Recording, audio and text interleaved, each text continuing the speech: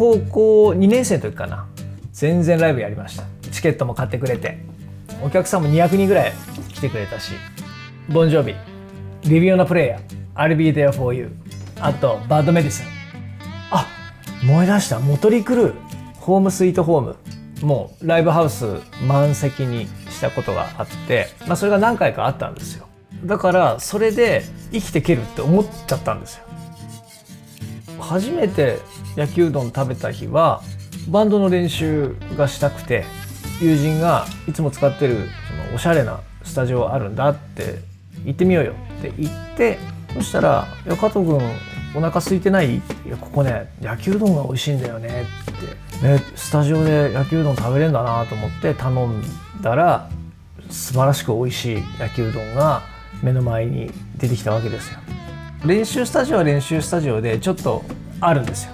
でも焼きうどんなんて僕食べたことなかったんだけれども、もう熱々の鉄板の上にもうジリジリジリジリってこう油がこう跳ねる音がして、すっごく美味しそうなオイスターソースの匂いがして、この世のものじゃないんじゃないかって思うぐらい熱々なのに、もう口の中やけどしながらすごいインパクトありました。ママさんの焼きうどんは滑らか、油っぽい、湿り気が多い。マスターのスパイシーでよくうどんが焼けてるの、本当に。だから全然違う。どちらも美味しいんだけど、僕はママさんの方が好きだったな。だから僕はもうすっかりそのお店に入り浸っちゃって、学校の中にドラム叩けるのが僕しかいなかったんですよ。もうあっちではもうヘビーメタル手伝ってくれ、こっちではもうポップス手伝ってくれ、フリーランスでもういろんなバンド掛け持ちだったんですよ。高校生なのになんか1週間で15曲とか暗記しなきゃなんなかった時期もあって、もう頭の中がドラムのことしか考えてなかった時期がありましたよ。もう思い出したくもないんだけど、学校サボってね、スタジオ行ったのが母にバレて、成績表って本人に渡すんじゃなくて家に送られるんですよ。それに出席日数とか早退日数とか全部書かれてるんで、確か春休みだったんじゃないかな。僕は上にいて階段降りてきて、お袋が手だけヌッと出てきて胸ぐらガーッと掴まれて、もう階段2段踏み外してででででって降りて、パッと顔見たらお袋がもうものすごい鬼のような形相で「お前何をやってたんだ!」いやいや何やったって上でゆっくりしてたんだけど、これは一体なんだっつって辻さん持ってる手で俺の顔をバーンぶん殴って、でいやいやいやいやいや、これは言い訳したら絶対ダメなやつだと思って、すいませんすいませんっつって、すいませんじゃねえだろって今度別の手でガーン顔殴ってきて、もうセーターの胸ぐらグワーッ掴まれた瞬間ビリビリビリってセーター破れて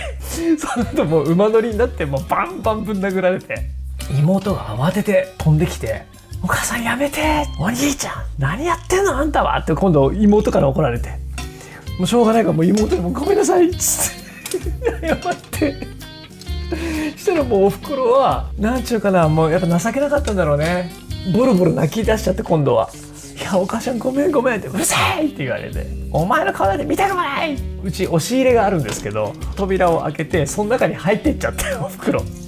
おいおい泣かれちゃって、そしたらそうこうしてるうちに親父は帰ってくるし、親父「おどうした?」「いやこうでさバカ野郎!」って怒られて何も言えなくても、どうやって父と母とあの時口を聞けるようになったか全然覚えてないもん。俺自身がパニックになっちゃって殺されると思いましたもん。大事件だったからそれは。いやほんとひどいことしたなーって今更反省してもどうもならんですけど、その日は飯も食わされずずっと部屋にいたんじゃないかな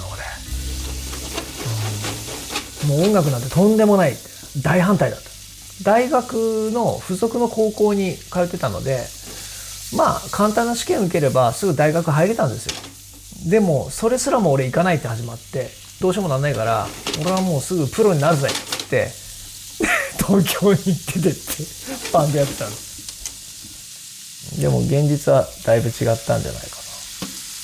な。ちょうど彼女のご両親とお姉さんで僕の両親と妹お食事をしたんです。その高校生の頃に親が用意したっていうか希望してたレールに乗らなかったっていう話をちょうどしてました。この32年間この子はこの子で散々苦しんだんだって、今まで息子の顔を見てきて今が一番幸せなんだと思うって、自分のやりたいことに対しての情熱が譲ることができなかったから仕方なかったんだなって今は思ってるよって母は言ってましたけどね。焼きうどんはキャベツとね、玉ねぎとね、あと人参、ピーマン、豚バラ。僕の場合はいつもうどんは冷凍かけてるので、それを一回湯がいて水切っといて、純正のごま油でガンガン熱しといて、豚バラをまず炒めます。軽く色ついたら野菜を投入し火通します。うどんをもう一回炒めて、日本酒を少々、めんつゆみたいなのをザッとかけて色をつけて、オイスターソースを少々さっと入れて、でその間に鉄板を熱しといて移します。出来上がり。自分の冒険が始まった味じゃないかなって考えてます今は。青春と反抗の味かな、レジスタンスかな18からこの32年間ずっと僕は冒険し続けてきてるので、その冒険するためにその船の中で初めて食べた食事が多分焼きうどんなんじゃないですかね。焼きうどんを作るにあたって冒険のきっかけになったのはマスターの一言だったんです。僕はその時東京に出て音楽とか芸術とか関わって生きていきたいって思ってたんだけれども、自分の人生にとって本当に正しいことなのか分からなかったんですよ。何か答えじゃなくてね、なんか重要なことを引き出せるんじゃないかって、親に相談するんじゃなくてマスターに相談したんです。マスターが加藤君、君のやりたいことで人生を謳歌できるかどうかじゃないって、もしできなかったとしても何かをやったっていう事実が自分の人生を素晴らしいものにするんじゃないかなって。だから僕挑戦できたような気がするし、ママさんが僕が東京を出る時にお金は大事に使うんだよっつって財布をねくれたんですよ。大人の人から財布をもらう、プレゼントされるっていうのは僕初めてで、ああ僕はこういうかっこいい大人になりたいなっていう気持ちになったんですよね。もちろん親も尊敬してるし、でも僕が初めて会ったかっこいい大人だったんですよ、それが。だからそのママとマスターが残してくれたのは、やっぱ僕に対しての決意と、プレゼントもそうだし、もう一つはやっぱり焼きうどん、この3つを渡してくれたから今までのこの冒険を乗り越えてこれたんじゃないかなって。めちゃめちゃ思い入れが詰まった、食べ物、いい冒険されてんだなって思いますよ。だからたまにね、勇気が薄れた時に自分で作って食べます。不思議で、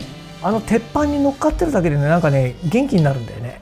多分音としずる感っていうの、あれがねなんか人を元気にするような気するんだよね。チチチチチっていう。やっぱ人間だからこう上がればこう下がる時もあるから、この下がった時に食べます。